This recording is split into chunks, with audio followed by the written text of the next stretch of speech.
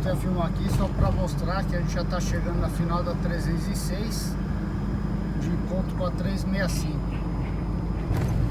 Ainda não, mas lá embaixo, quando chegar num mini stop de esquina do lado direito, ali começa a 365.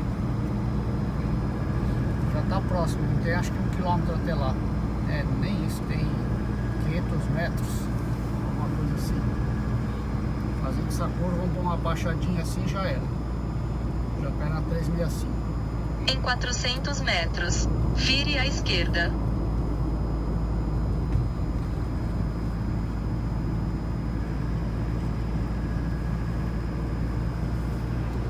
Olha lá, tá indicando 306, 365.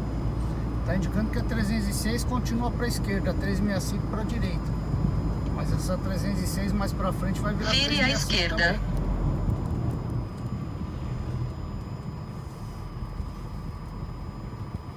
Aqui do lado é um mini stop, não deu para mostrar, mas não apareceu na câmera, mas do lado direito aqui era um mini stop.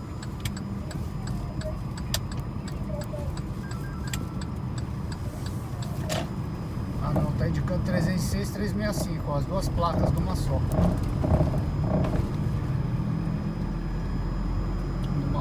Numa rota só, é aquilo que eu falei. São as duas rotas numa só.